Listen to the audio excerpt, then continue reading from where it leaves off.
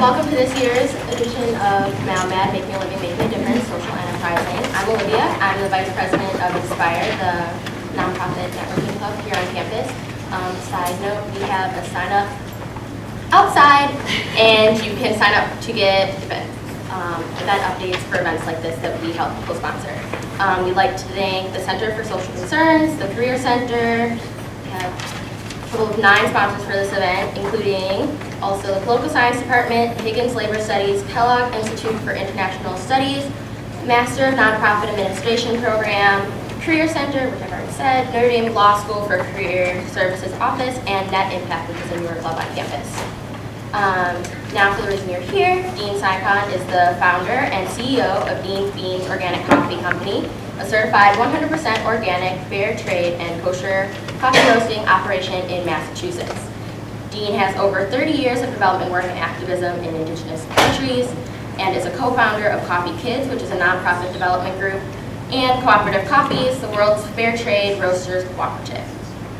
Dean has also been a Woods Hole Research Fellow, a Senior Fulbright Scholar, and a Yale Law School Visiting Fellow. He created Dean's Beans to prove that business can promote positive economic, social, and environmental change at the third world source and be profitable at the same time. The company designs and funds people-centered development projects in the coffee lands in partnership with the growers and returns a percentage of profits to the growers at a social equity premium. The company has received a best practices recognition from the Food and Agricultural Organization of the UN, the 2004 Sustainability Award from the Specialty Coffee Association in America, and numerous other recognitions for quality of its products and the success of its social mission. Dean's book about social justice, culture, and coffee, Java Trekker, Dispatches from the World Fair Trade Coffee, was awarded a gold medal as Best Travel Essay Book of 2008 by the Independent Publishers Association. I would now invite you to welcome Dean to the stage. He's going to take over. Wow. What an introduction, and what a welcome to Notre Dame. Again, I was here last semester. I think people didn't realize they got me here twice, but it doesn't matter because they're different audiences and all sorts of great people, and I'm enjoying my time here immensely. Now, bear with me because I'm somewhat illiterate on this, but there we go. Okay. 3, 4, 5, change. Yeah, it's supposed to change.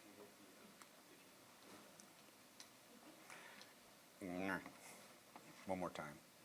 Mike, where are you? Oh, we're good. Should be good. Okay. Now that should start it, one would think. Okay. I'll let you know when the young Ethiopian girl disappears. Good. Okay, we're on. So what I'm showing you here are slides of the coffee lands, of the people who grow the coffee that you drink every morning, because one of the important lessons of social enterprise or social engagement is to break through the barriers, break through the walls that separate the consumer from the producer, or in any venue that separate the us from the other, and to create community on a global basis.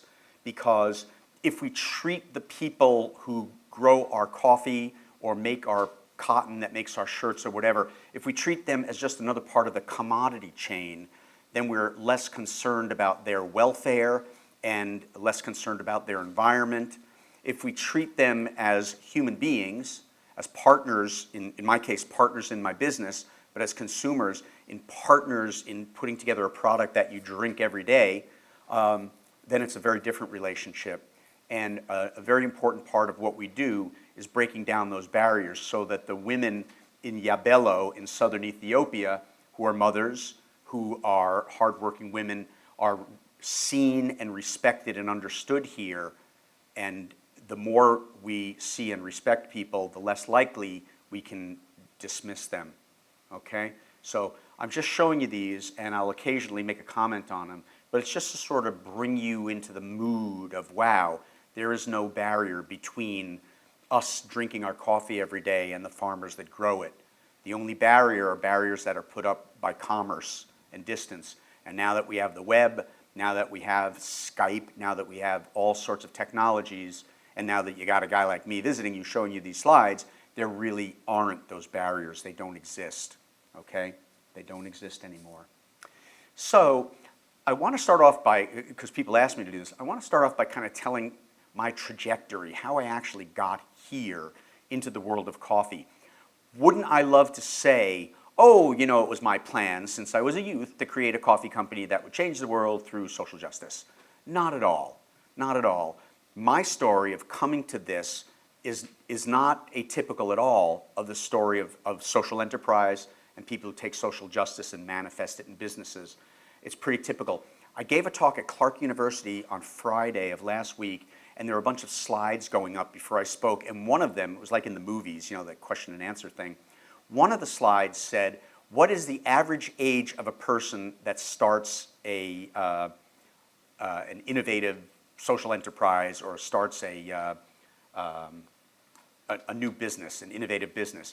And the average age was 40, which was a real shock to me. I thought it was you guys graduating and you start a business, bam. No, the average age of an entrepreneur is 40, which interestingly enough was how old I was when I started Dean's Beans. So you might say, what the heck did the guy do between the time he was in college and the time he started Dean's Beans? Because obviously my life story isn't interesting until I'm Dean's Beans, the guy that's here.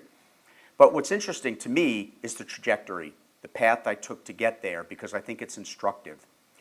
The point of it is, when I was younger, as long as I can remember, I always wanted to be engaged in social justice. I always wanted to help people, help the underdog, whether it was the New York Mets when they started out as a baseball team. I was immediately drawn to them because they lost their first 8 games. Whether it was that or whether it was homeless people in the streets of New York when I was growing up, I always wanted to help other people. Now, where does that come from? Part of it's my Jewish upbringing, and that social justice is a very important part of Jewish culture. Part of it is that from my own experience, as I mentioned earlier, you know, personal stuff of having an abusive stepfather or being short. There are dynamics in my life where you want to overcome them and do things to have your voice heard. And I found out that I really like to help other people find their voice, find their power, find their economic base, find their way to overcome the things that are holding them back in life. And yes, you can have fun as a social justice advocate. I was in a movie, Pirates of the Caribbean 3. You know, it's not all hair, shirt, hard work, and, you know, and eating bad food. You can have a lot of fun in the world of social change as well. It's important to remember that because you can hang around with really cool people like Esperanza, the woman on my right, my left, or these guys. So I've always wanted to help people. And I thought that the best way to do that growing up in the 60s was to be a lawyer, because lawyers kind of led the charge to stop the Vietnam War. Lawyers were fighting the good fight all the time. And I thought, well, law would be a great way for me to be a social justice advocate. So after 2 years of banging around Asia right after I graduated, I went to law school. Then I took a job on Wall Street because I wanted to get the best training I could get, because a lot of my friends were going right out to Indian reservations, going right into environmental groups, and they had all the heart in the world, but they had no practical skills. So I thought, if I'm going to be an effective advocate, I need to know how to be a good lawyer, how to interview witnesses, you know, how to put together a good brief, how to structure a case. And so I went to Wall Street, and it was the hardest 3 years of my life because the culture on Wall Street is just not about nurturance, and it's not about let's work together. It's very, very rapacious. It's not only rapacious about hurting the other guy, it's also rapacious inside the firms. People actually did steal books from the library so that we couldn't get them to do our research, so that you would look bad because you didn't have the right research. Stuff like that goes on, the backstabbing. Woo, it was awful. However, I learned great skills, and after 3 years, I left and started my own social justice law firm of me. That lasted 1 year before I starved because I didn't make any money, and I went back to law school for a second bite at the apple to get an advanced law degree in international environmental and indigenous rights affairs. Anyway, so doing all this, I'm still thinking law is the vehicle, but I was growing disenchanted with it. I had 1 foot in the straight legal world because I had to pay my bills, and 1 foot in the social justice world, working on Indian reservations, working with indigenous rights group, working with environmental groups, not getting paid for any of that, but having the best experiences I could possibly have, because where's the most oppression? The most oppression is in places where people have no resources to fight back. If people have no resources, they can't hire lawyers. So where's the best law to practice? In those communities where the oppression is so heavy and so obvious, but there's nothing to fight back with. So my volunteering to work on Indian reservations and to fight large-scale cyanide heap gold mining or hazardous waste industries, or all the abuses that take place on Indian reservations, leasing of land without the permission of the owners because people don't know what their rights are. It was great work, and it was important work. At the same time, all the American Indian folks I work with said, you know, this is great, but if we don't have jobs on our reservation, the young people are going to leave, we're going to be forced to sell the land, the whole game's over with, we don't, you know, that's the end of the reservation. And in fact, on most Indian reservations today, there's a real quilt work of ownership between tribal members and non-tribal members, which is really busting up the coherence of Native American communities. And that was because there's no jobs. So I got it in my head that people needed jobs. And this sounds obvious now, but this is a very new understanding. Social justice in the past has always been about fighting in the courts, marching and doing all these things. It wasn't about creating jobs. It's only in the last 10 years that people have realized, wow, without an economy, communities collapse. Without an economy, we can't stand up for ourselves. So I started to work on economic development as well. Well, then a most amazing thing happened. I was lecturing at University of Rhode Island on the causes of deforestation in Brazil. Environmental law, background, I worked in Brazil. So I'm giving this lecture. At the end of the lecture, a guy comes up to me, a professor out of the audience, and he says, you know, I've got a friend here in Providence who has a coffee shop. He buys coffee from Brazil. He knows that the farmers are really poor and he'd like to help them, but he doesn't know how. Can you talk to him? You've had overseas development experience. You've worked in Brazil. Will you talk to him? And I said, sure. So I met with the guy, and the three of us realized there was simply no way for people who wanted to help coffee farmers to do that, because all the big NGOs in the world, CARE, Save the Children, they worked in the same countries, but they didn't really work in coffee villages and address those specific issues. They just sort of generically worked in Guatemala or Colombia or Ethiopia. So we decided to form the world's first nonprofit organization dedicated to the welfare of coffee families, of women and children, particularly in coffee growing villages. And it was called Coffee Kids, and that was 1988.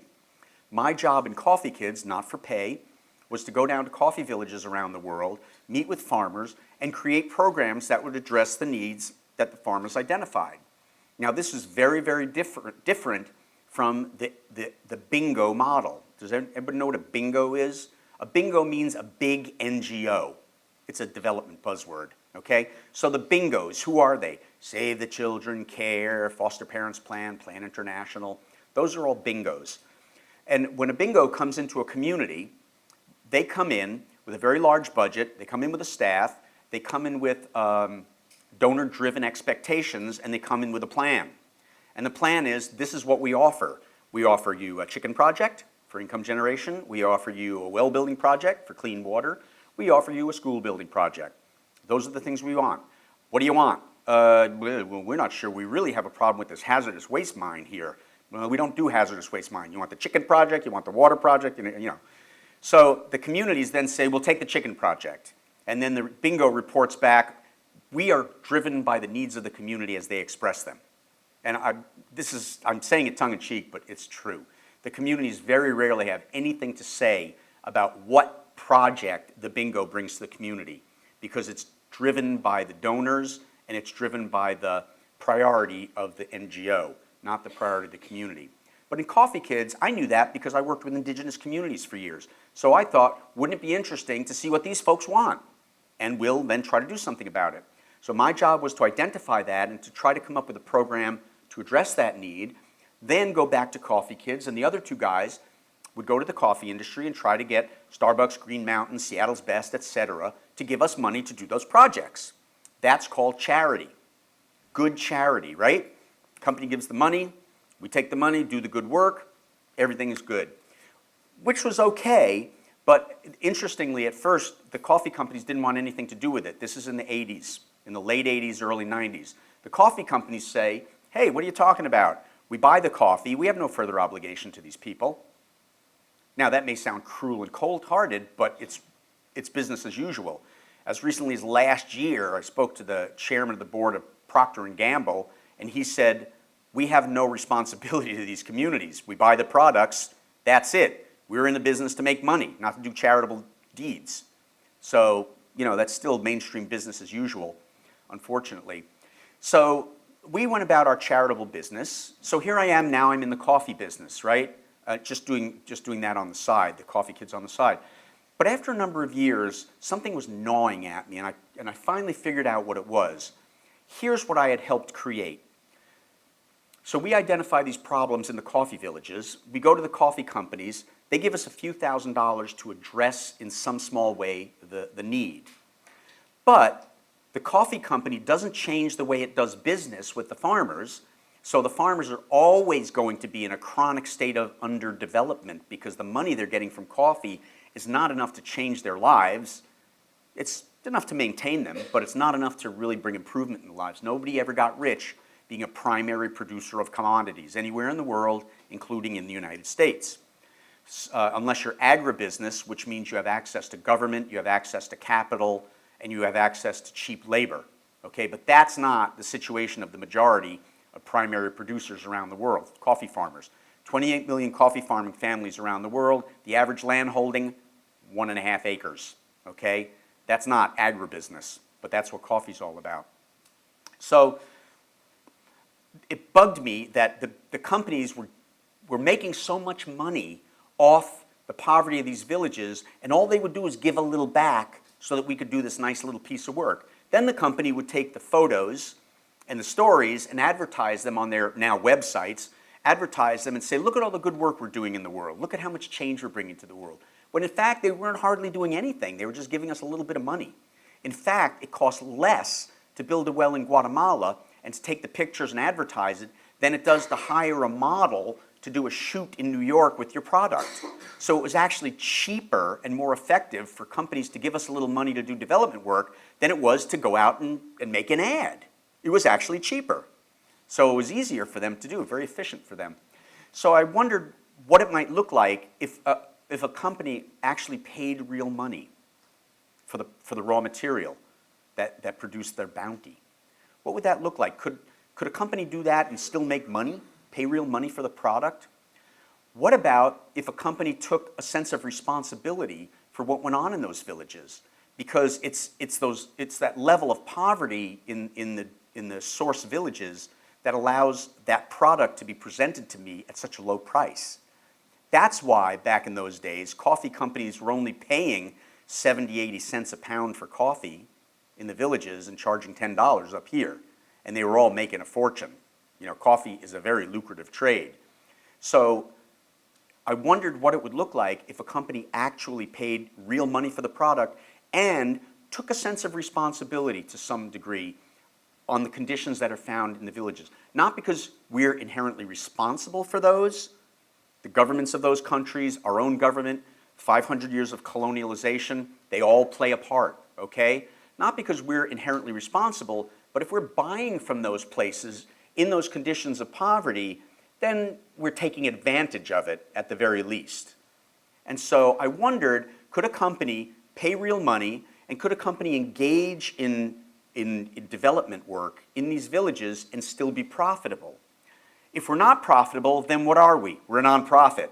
Welcome back to the Coffee Kids model. But if we are profitable, what have we done?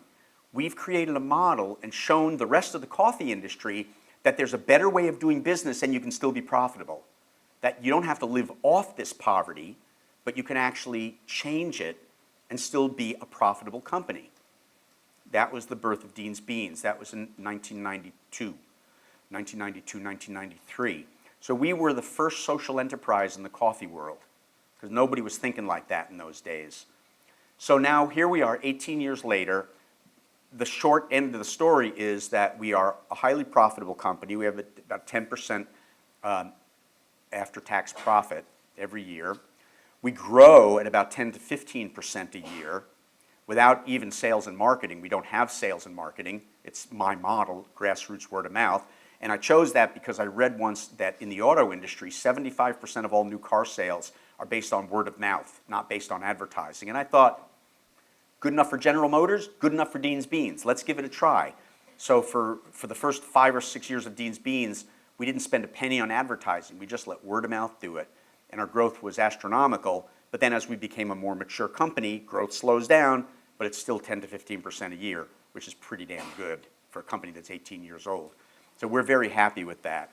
So that's kind of the story. So it's not that I woke up one day when I was in college and said, how am I going to solve world poverty, or my piece of it? How am I going to address world poverty? How am I going to address economic disparity? I'll start a coffee company. Not at all.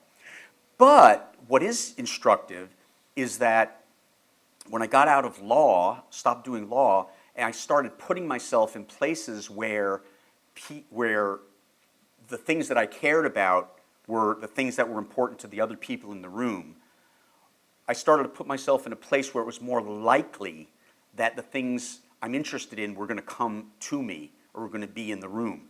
So I firmly believe that if you're a lawyer and you keep wishing that you can do this other thing, gee, I wish I was doing something more meaningful with my life. Well, if you stay in that law cubicle and stay in that courtroom and keep hanging around with lawyers, it ain't never going to happen. You have to get to a place where you're surrounded by people who have similar interests or work with organizations who are similarly inclined. And when you do what the quantum physicists say, you grease the neural pathways, and by doing so, you make it more likely that you will be able to manifest the thing that you want to do. Okay? It's not New Age science, it's real science, okay? And I really believe that, and a lot of the folks I've worked with over the years have managed to do that by getting out of the office and putting themselves in a place where they're surrounded by people with similar values, similar goals, that vehicle that allows them to manifest their dreams and their beliefs, their satisfaction shows up. Of course it does. You're more likely to see it, okay? So if you take away one thing from tonight's talk, please open yourselves up to those possibilities that you're most interested in. And don't be like me and think, well, there's only one way to do social justice. I got to be a lawyer. And then find out it doesn't work for you. Find out what works for you by surrounding yourself by people you care about, doing things you want to do in a place you want to be, and something will come, okay? It may not be law. You may think, I want to do social justice, for example, and you may end up being a journalist. You may end up being an artist. My 18-year-old daughter's a jazz singer. We just came back from Palestine. The trip to Palestine blew her mind. She now wants to incorporate social justice into her songwriting. That's great, okay? So songwriting is her vehicle for expressing her desire to change the world. Yeah, I got another daughter who does work with female sex workers in India or with indigenous teenage girls in Guatemala. You know, that's her way of expressing it. So find it in your own way. Some people bake really good food and sell it. Find it in your own way. Me, I'm a coffee guy. You know, not because I love coffee, but because coffee was the vehicle that showed up for me when I was really looking to make this change and manifest my belief in that I can be an agent for social change. So yeah, sure. So how do we actually do it? What's Dean's Beans model that's so special? This is easy to talk about. What do we actually do? And how does it actually change people's lives? Well, since the beginning, we've been interested in 3 modes of social change. The first is the environment, the second is the economic world, and the third is the social change, social justice world. In the environment world, it's pretty easy in coffee. Coffee is the second most heavily pesticided crop in the world, next to cotton. Of the top 10 pesticides and chemicals used on coffee, the majority of them are banned for use in the United States. The rest are in the most highly restricted category. What does that mean? Interestingly, it means that we can manufacture those chemicals here, such as DDT, parathion, malathion, dieldrin, endrin. We can manufacture them here, but we can't use them here, okay? We can manufacture them here, but we can sell them to those people, the people we don't want to know about, right?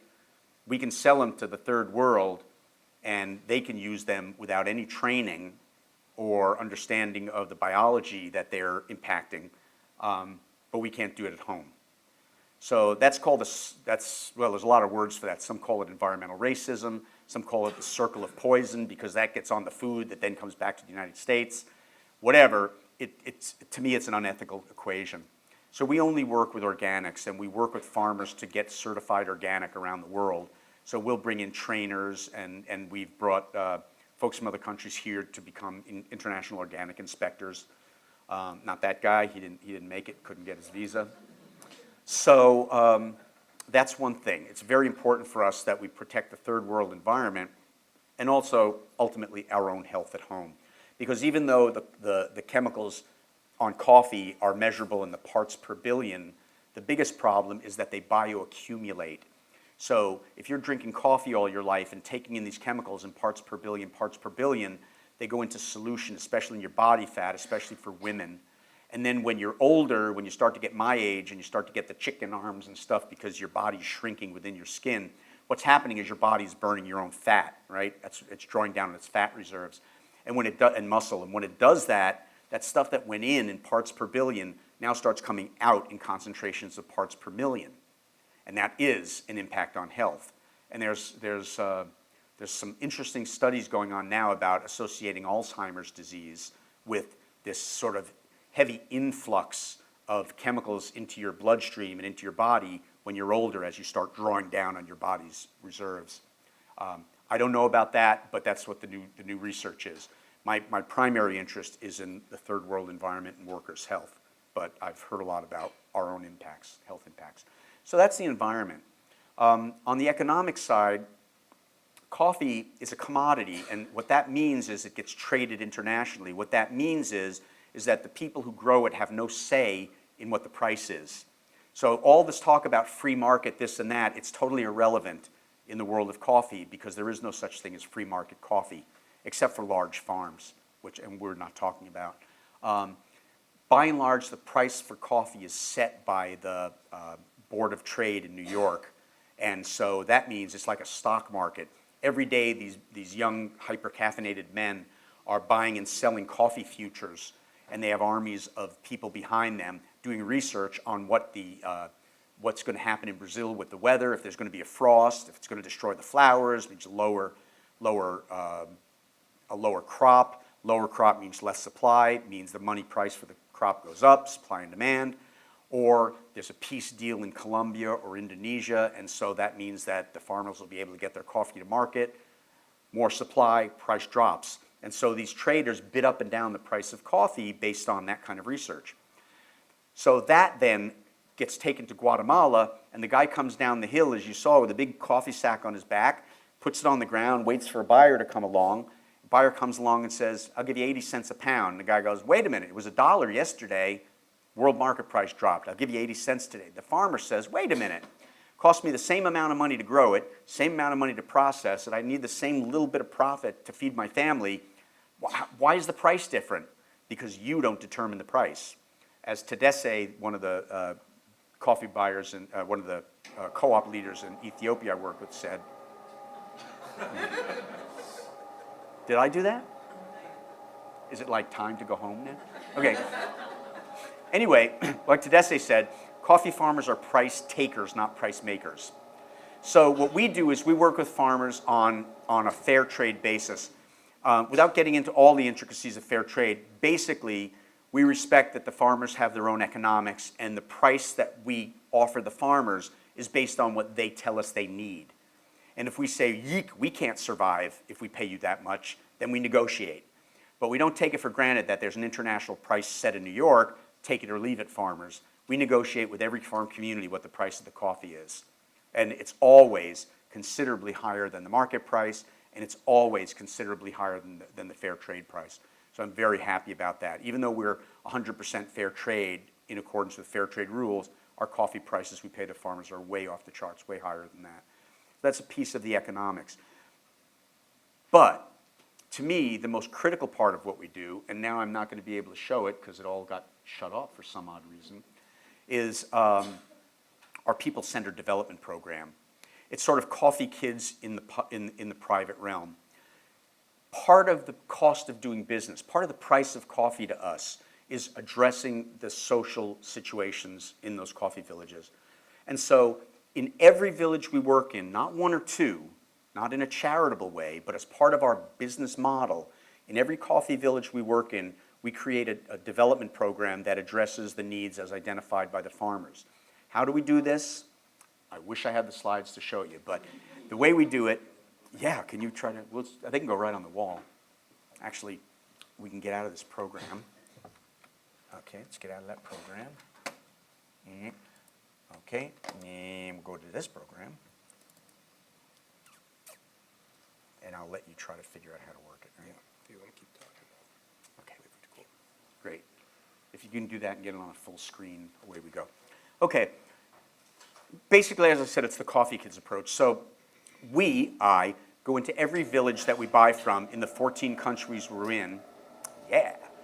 And we hang around with the farmers. We learn about the cultures and the customs. We talk to them about what the issues are in those places. And it may take a year before we really understand, because we don't do like NGOs. We don't have a cookie cutter. We don't go in and say, okay, this is what we're going to give you.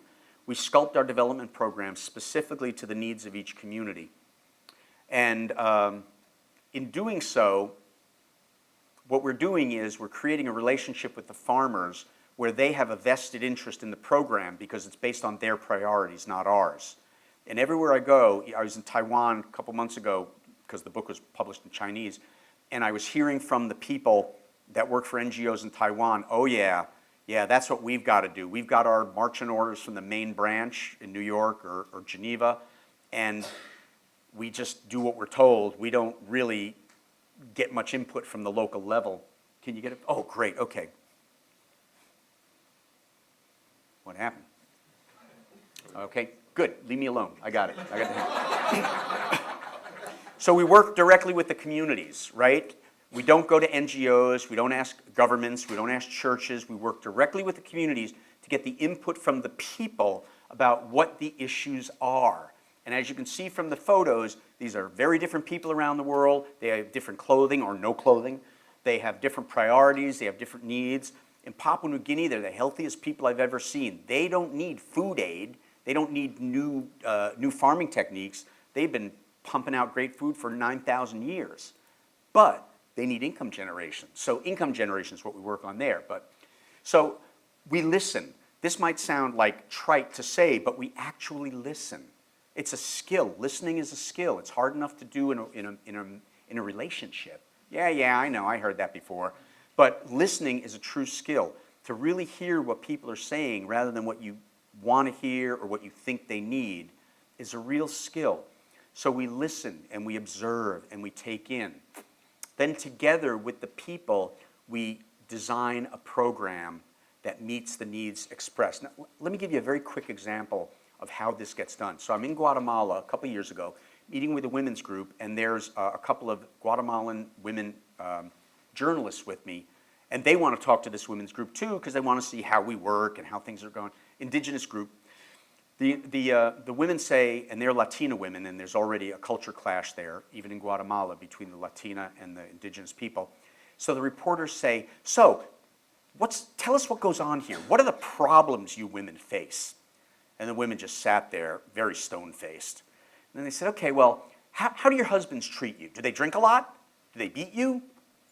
And the women just sat there. And it got very frustrating for the reporters because the women weren't speaking.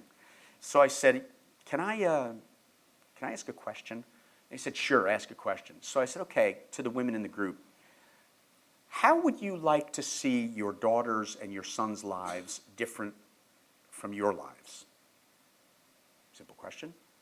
The women started talking. All of them started talking. And they came up and said, well, we couldn't go to school because we weren't allowed to go to school in those days, and so we really want our daughters to go to school. And I was pregnant when I was 13. I had 4 kids by the time I was 20. I want my daughter not to have so many kids so she can go to school and get an education. And all this stuff's coming up. And so from that style of listening and asking the right questions and not being confrontative, all this information comes out. So we say, okay, well, let's identify in that set of problems and issues you've identified, Let's identify something that we can work on together. I'm not talking about bringing millions of dollars down and an army of consultants, but what can we do? So we design a program together, and we then fund it from Dean's Beans, from our profit, from our cash flow, and when necessary, from Dean's home equity loan. Because every now and then we need a little more money than we have in cash, and that's the commitment I've made. So we design and we fund the program, and then the farmers or the farming community takes control of it. And this is another way we're very, very different than the usual development world. It's the community that owns and operates the program, okay? When a big NGO comes in and lays a program on top of a community, it's really quite rare for the people in the community to have a serious buy-in to that program because it's not their program.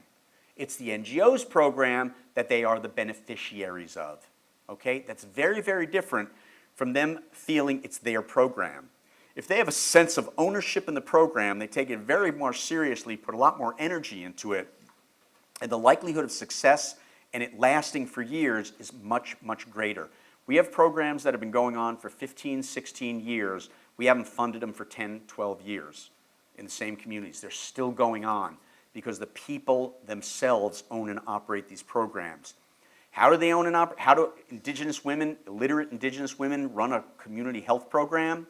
Well, it's amazing what people can do if they've got some resources and some assistance from the outside, but not an overbearing, we know what to do, you just work here and we'll run the program. So I'll give you a couple of examples of some of the programs. This one I'm particularly proud of.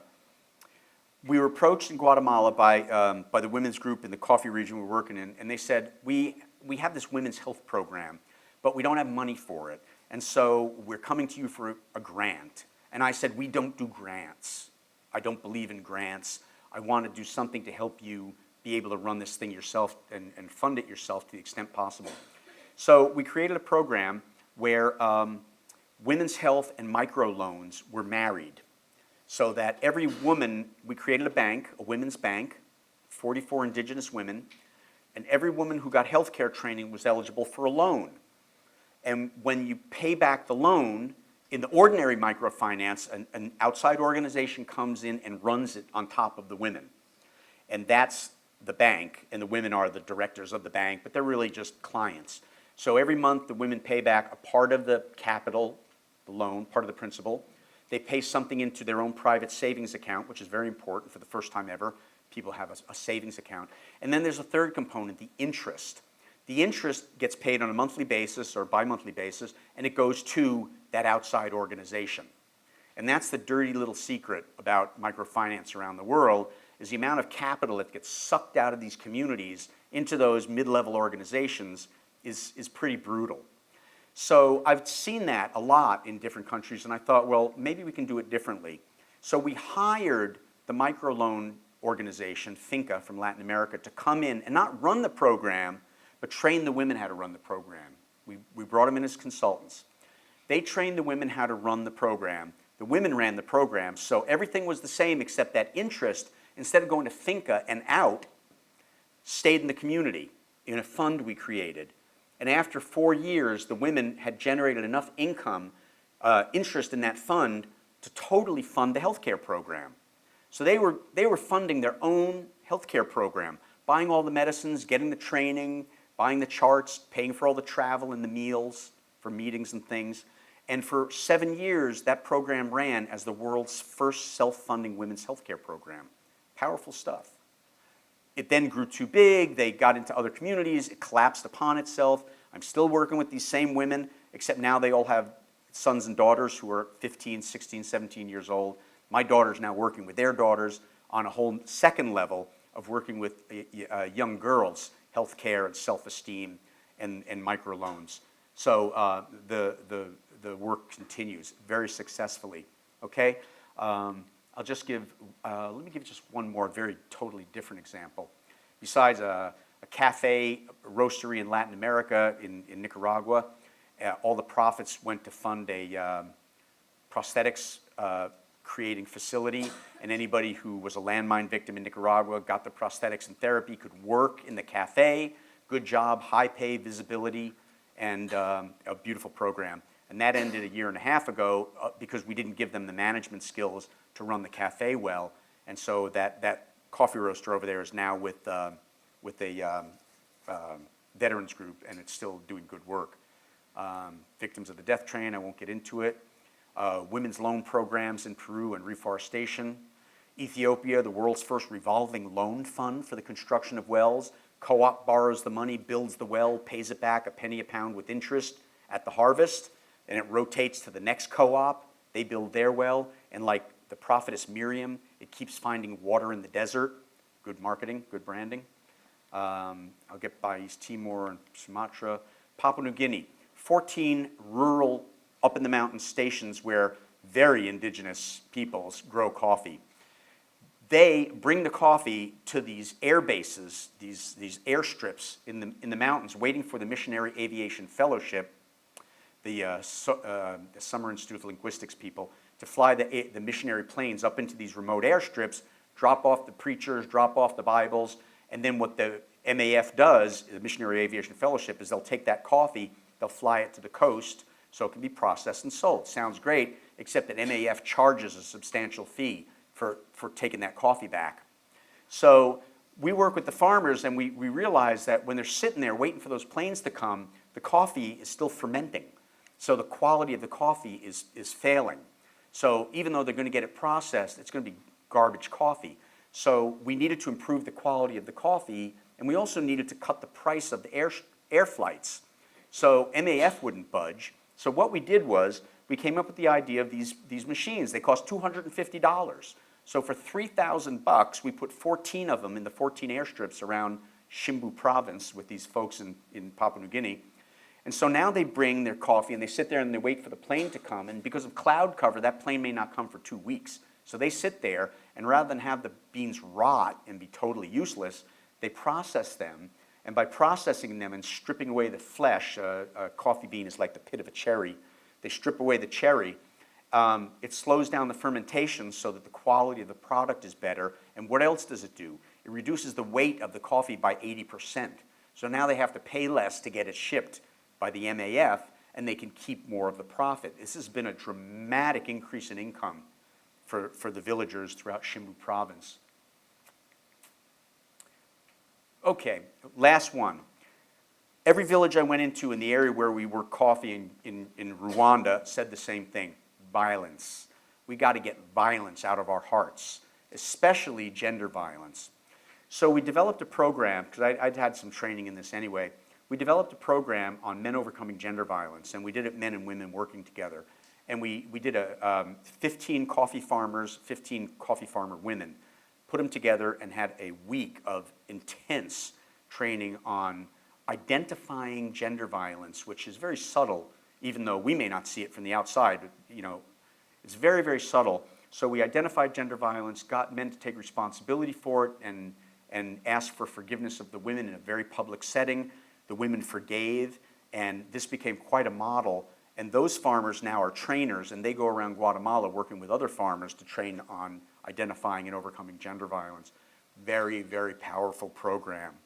So those are the kind of things we do to sort of, more than just the price of coffee, because I don't think economics really can fully change anything. It helps, but economics comes and goes. But if you don't change people's situation and their attitudes, things ultimately don't change.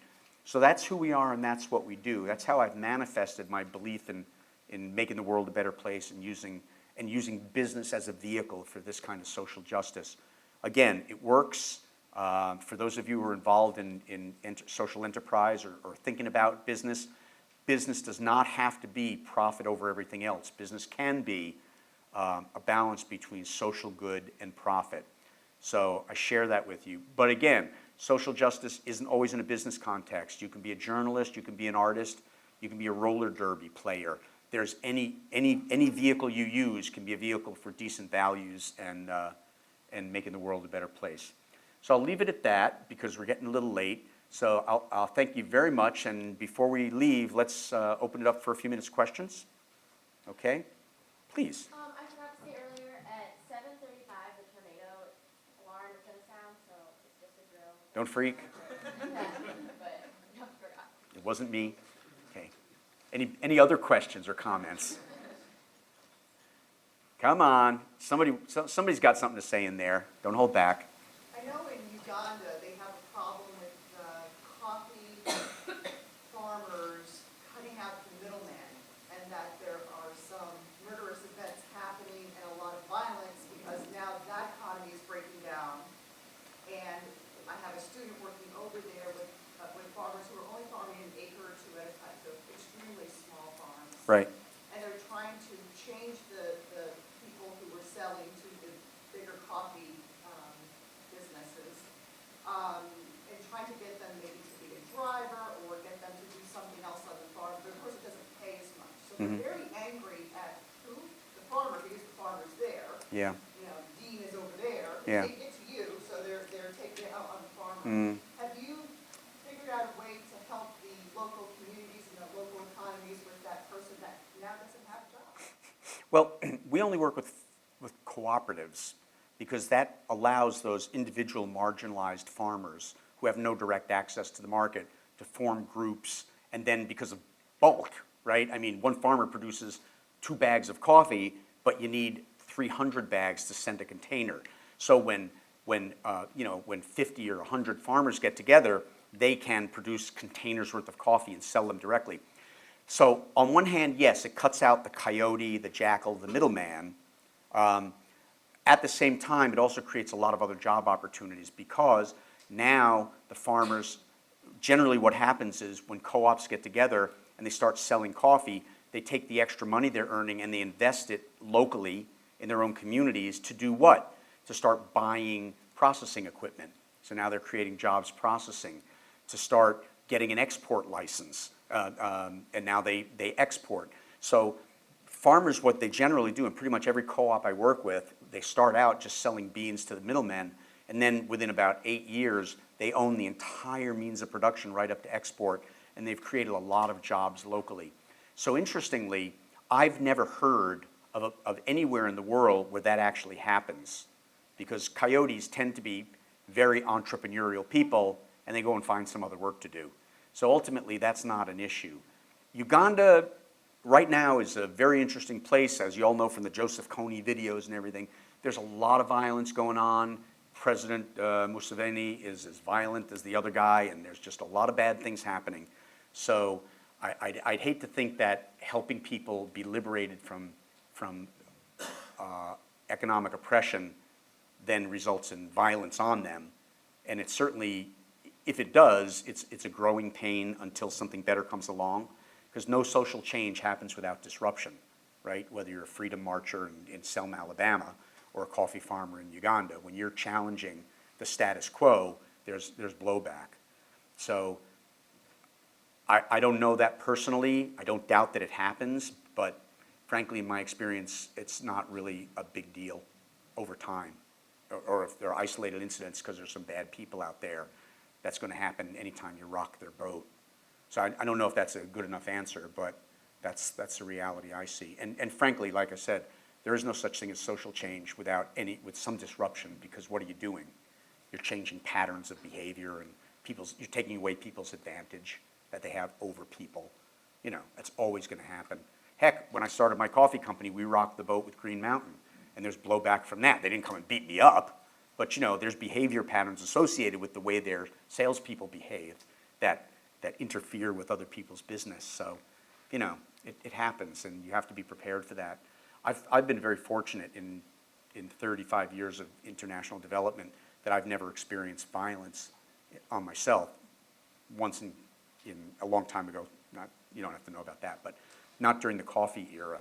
And even though a lot of the farmers I've worked with, because we work in places of conflict or post-conflict, have real horror stories to tell, by and large, they get through it and move on. I mean, look at the places I work in. Rwanda, it couldn't have been worse. And now, 15 years later, things are actually really improving there. Colombia, it's still a lot of violence there, but in a lot of areas I work in Colombia, there's real significant improvement in people's lives and lessening violence. So these things all have to evolve, and you kind of got to go through the tunnel to get to the light, right? I'm not being flipped because I'm the white guy who doesn't have to live there, but it's just that's what my experience is. Any other comments, sir? I have a question. You mentioned earlier that you're able to pay prices that exceed not only the market, but also fair trade. So I'm wondering what sort of competitive advantages your company has that enables you to pay these higher prices? Great question. We're a very efficient company. Give you an example. We don't use distributors. A distributor takes 25% basically of your price. So by not using distributors, that gives us that much more money. So it's a little harder for us. Like at one point, we were in 140 Whole Foods around the country. If we had used their distributor, no problem. You send out the pallets and they worry about it. We took individual orders from all 140 stores. And I'd rather put that money into hiring someone to process orders than give it away to their in-house distribution company. So we save money that way. We don't have sales and marketing. So we save a boatload of money because I think 90% of all marketing is a total waste of time. There's a psychology that newspapers and magazines will tell you, you really need to advertise. Well, the truth is those advertisements are by and large useless. Because what? Someone has to first go out and buy the magazine, then they got to thumb through the magazine and see your ad, then they got to bother read your ad, then they got to act on your ad, find where your product is, get your product and use it. Well, that's a lot of steps. And the likelihood of a sale coming from a magazine ad is pretty darn low. So we do a lot of different things. We'd rather give coffee away. We give a ton of coffee away directly right into people's hands, and then they say, well, then all they got to do is brew it, and then we've got a customer. And the likelihood of turning that person into a customer is much higher than the likelihood of them seeing it in an ad and acting on it. So we're very, very, very efficient.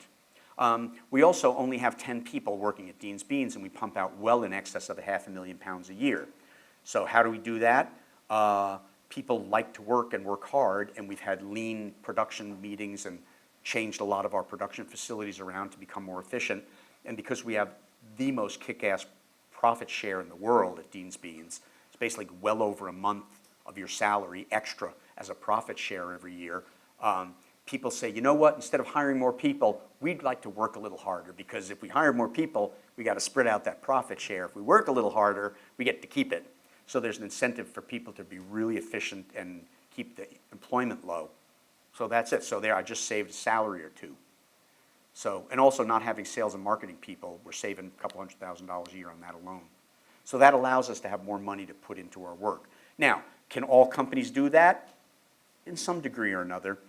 I was just interviewed by NPR, and when I tell you what they interviewed me on, you'll understand why they didn't play it.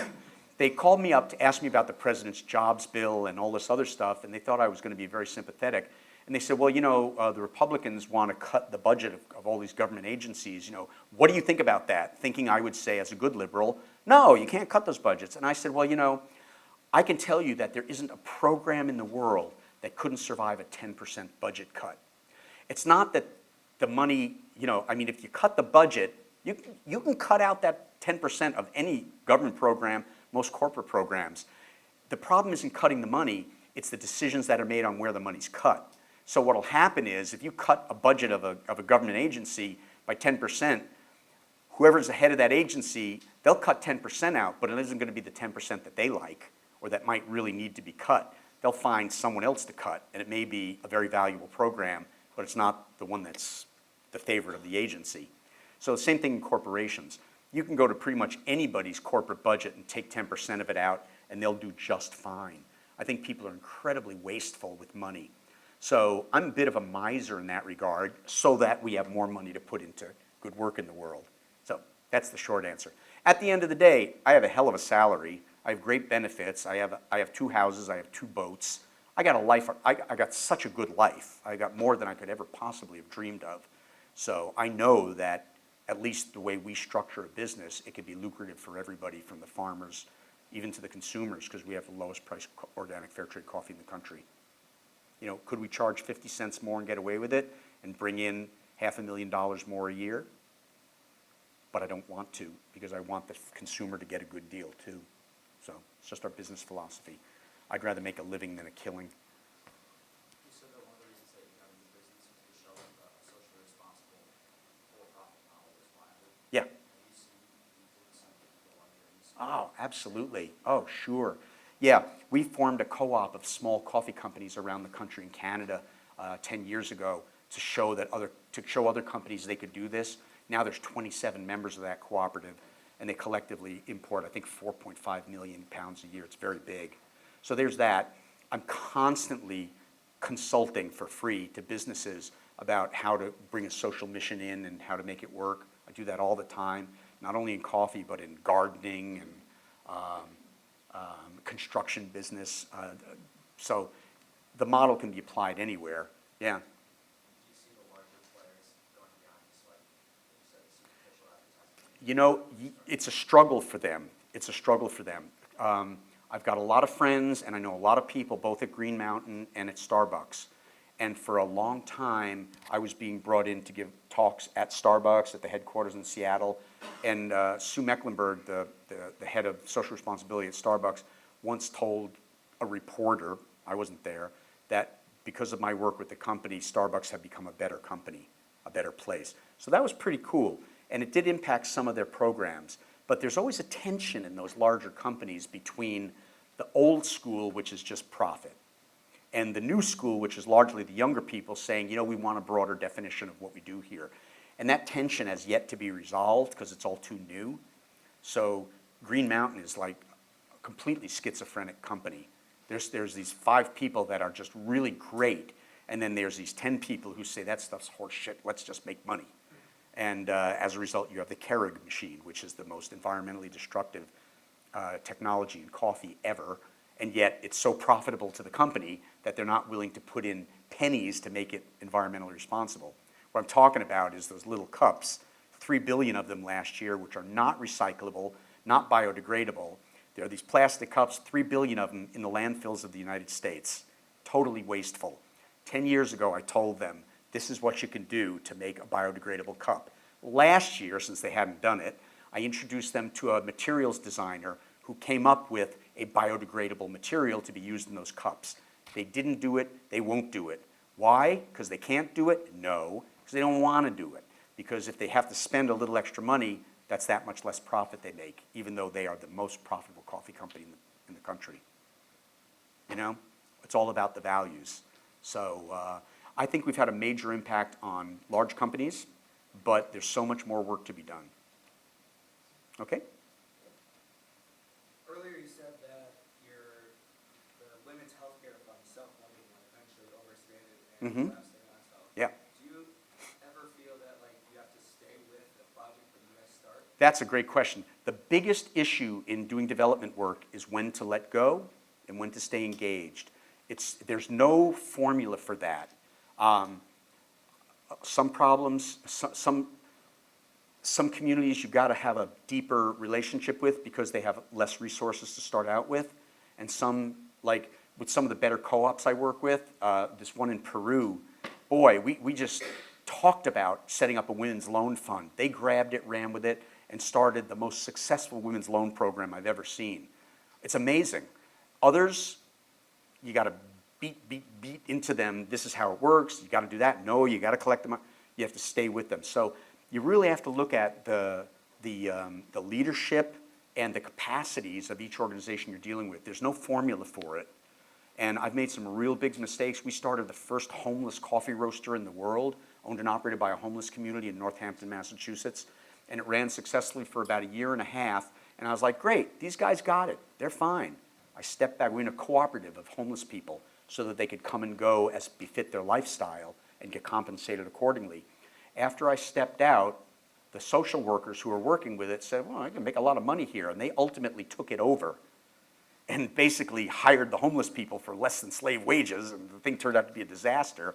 And after a bunch of years, they left and the thing closed down. And I was just talking to someone about that the other day. The lesson I learned from that was in that case, I thought, well, just let go. You know, these people can handle this, the social workers and everything. Let go way too soon. The structure wasn't in place. But other places like the Peruvian co-op, bam, they're off and running on their own with just a good idea and a little funding. So it is one of the biggest challenges in development because if you stay on too long, then basically you've colonized the people. You know, they become clients, not agents of their own. How do you see getting paid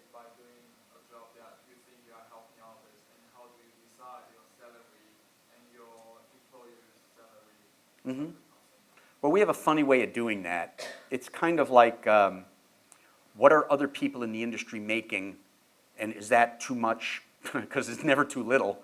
Is that too much? Do we really need that much? So my salary when I started Dean's Beans was like $40,000 a year, and then it grew, and now my salary is about $101,000 a year. I can make a hell of a lot more, but $101,000 a year plus the benefits we have is just more than enough for me. We have a philosophy at Dean's Beans that my salary should never be more than 4 times the lowest salary, and it isn't, because the lowest salary at Dean's Beans, everybody starts at $12 an hour. The lowest part-time worker with no skills, no training starts at about $12 an hour. And after that, most of the salaries are around $40,000, $50,000. Now, nobody at Dean's Beans except me has a college education. They're all high school graduates, but that's it, because where I located Dean's Beans is in a place of real need in Massachusetts, so it's a very beat old mill town. And I did that on purpose to offer good jobs, but nobody there has the education or the skill training to really excel, so it's been a long struggle.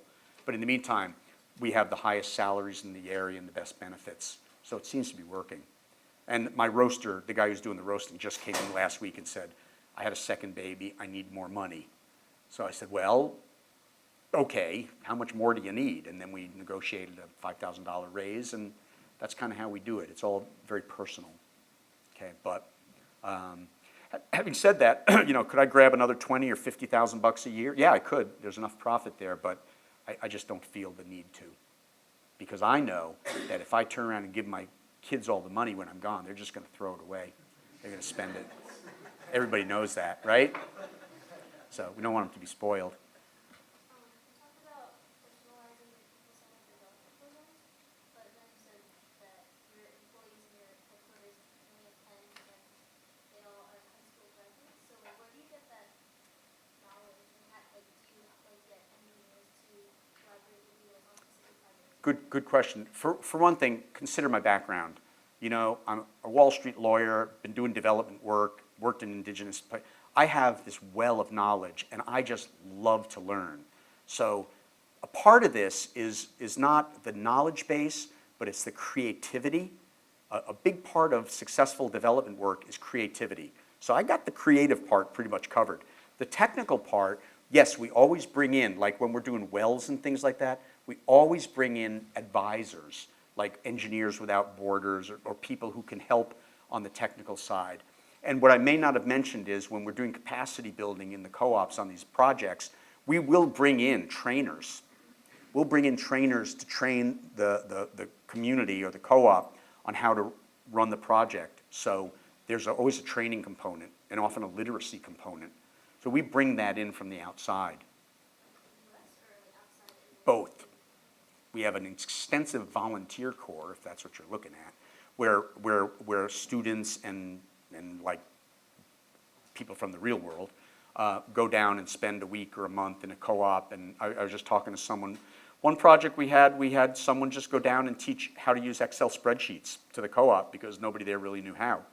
So we had a college student go down and spend 2 weeks in Guatemala and a week in Guatemala, a week in Peru with 2 different co-ops, teaching people how to use some basic computer. I don't know how to use a spreadsheet, actually. You know? I've never had to because I always had people who did it for me. So the co-ops, you know, it's a skill building. So some of it's pretty technical, but some of it's like real simple. So there's roles to play, and we do have an internship program for that. So there's that. Now I'm going to be flooded with internship requests next week. It always happens, and that's cool. But, you know, if you're going to work in Latin America, you have to speak Spanish. If you're going to work in Africa, you can get away with English in some places. If you're going to work in Asia, that's a whole nother kettle of fish. I've been studying Indonesian for quite a while, so you got to get with that. Although English does serve in Indonesia as well. But if you want to work in Latin America, you have to speak Spanish. Time for one more question. I'm getting the bum's rush over here. Go for it. What other areas, especially in the modern world with technology being so important now, what other areas do you see as good opportunities for social enterprise? Everything under the sun. Everything under the sun. Anything that generates a good or a service can have a social impact. So it doesn't have to be like what I'm doing, where you're working directly with the producers, but anything. So frankly, if you have an idea, you can email me and we'll talk about how it can evolve a social impact side. And that's why I was talking about the creative side. That's the fun part. You know, I mean, this stuff isn't boring at all. You know, it's a lot of fun. I mean, I get to travel to all these different countries and speak all these languages and come up with all these crazy ideas, then fund them. You know, I have my dream life. For people who don't like to travel, you know, this might not be a very appealing thing, but and this is what I was talking about before, find out what moves you. You know, for me, what moves me? Sitting in an office doesn't move me. Staying in the same place more than a month doesn't move me. Travel, adventure, getting sick, getting tattoos. I've got tattoos all over my body from these places. You know, I love that stuff, so I'm having a very satisfying life. People who don't like that, don't come anywhere near this, okay? But that's why you've got to find out what moves you and try to figure out a way to manifest it. Okay? Well, thank you very, very much. This has been great fun.